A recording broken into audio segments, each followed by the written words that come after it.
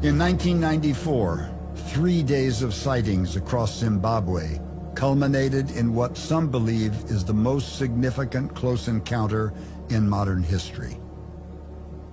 Hundreds of people today phoned the ZBC and the BBC correspondent in Harare saying they sighted an unidentified flying object last night. We have some eyewitness reports. It almost seemed to be under the cloud. As it came past, I noticed there's no noise, and that's when I thought, well, there's something very odd here. It was quite amazing. It was beautiful. They are saying that Jesus is passing through Africa. That's what they are saying.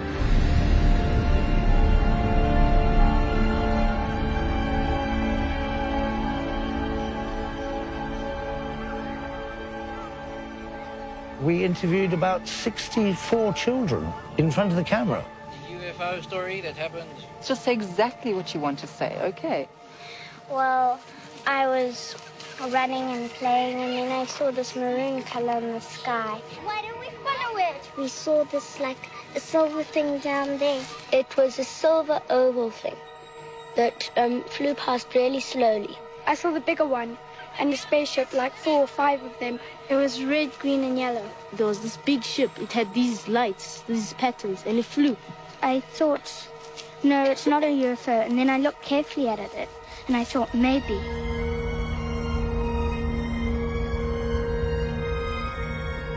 Dozens of children said that one or more of the disc-shaped objects landed just beyond the far edge of their playground.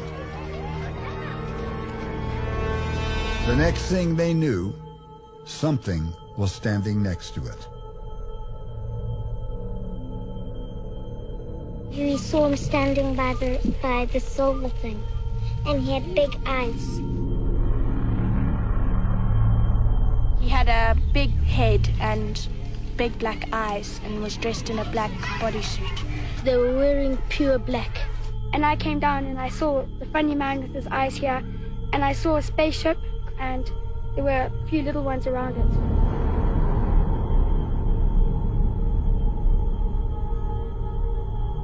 How far away were you when you saw him?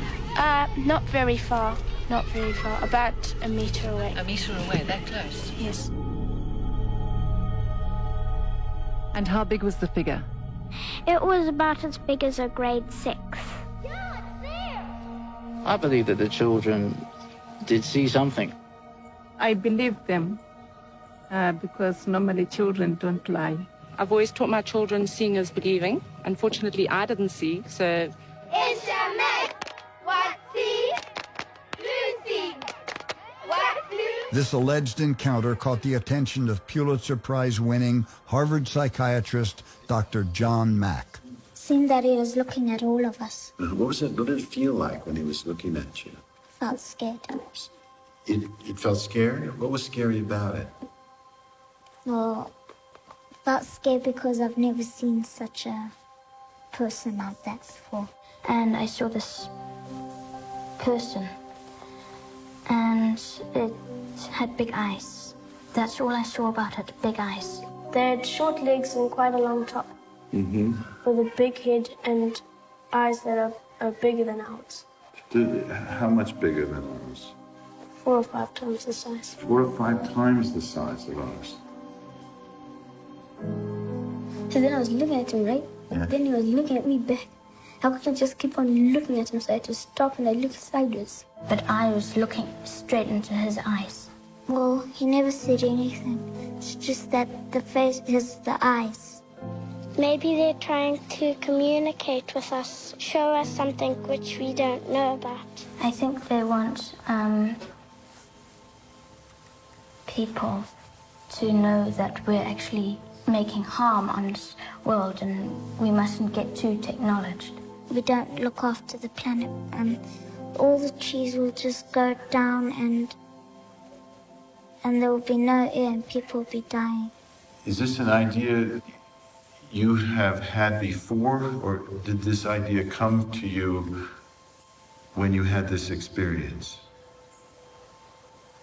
When I had this experience. Mm-hmm. For the first time in nearly 20 years, the Ariel school children gathered from the 4 corners of the world to talk to each other about the experience they shared that September morning. I remember something there. One they all still struggle to understand. You know that it's moving, but you... I stand by what I saw. There was no reason for any of us to make that up. I've not spoken to anybody about it. Not because I'm not proud of it, but because I don't want the stigma. So it's something that I've had to deal with for 19 and a half years. I don't want to say I felt like I knew it, but I knew that I didn't have to be afraid of it. They took us back to the moment of contact. No, exactly how I felt, exactly. The details still seared into memory. I was with one of the other girls and saying to her, this is amazing. We all were just stopped in our tracks. A little man appear on top of the actual craft. And that moment for me was very distinct because I was like, that's not human. I was just completely engulfed in these eyes. The eyes, and in that moment, however long it was, because I have no idea of the time frame, it was mesmerizing. There was no talking. It's all just images in the head. Telepathic communication. They were trying to communicate, trying to tell us something. It was something to do with the environment. I kept getting these thoughts and ideas in my mind of technology. Technology's not helping, technology's bad.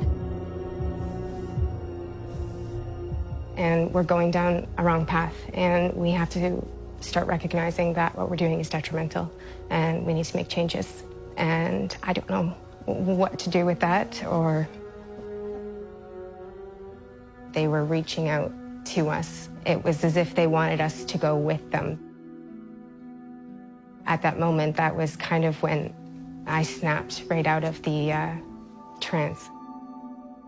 As soon as I broke contact, all of those feelings, technology, the bad, the horribleness that was happening and going around my body at the time went. It's making me a bit anxious being back here. I can feel it right now. I was scared.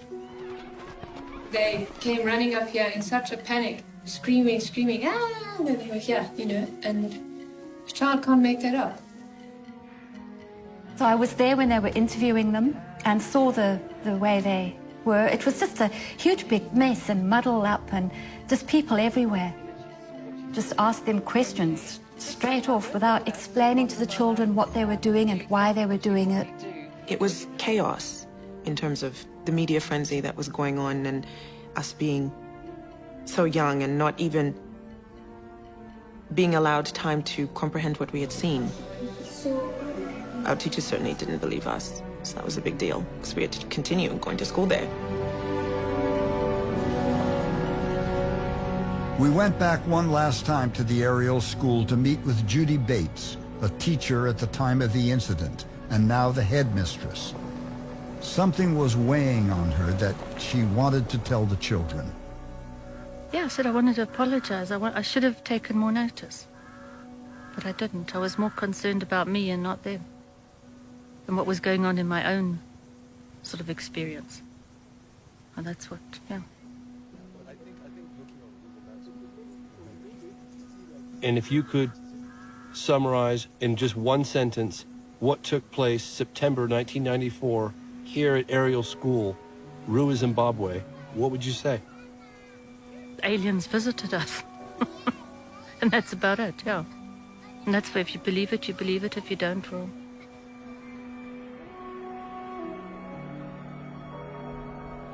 We find ourselves confronted with something that challenges our very understanding of reality. We may be sharing this fragile blue-green oasis with an unknown other. One with a mysterious relationship to humanity and its own interest in our world. And if you saw him again, what would you do? I'll ask him what is he doing on Earth and what does he want with us.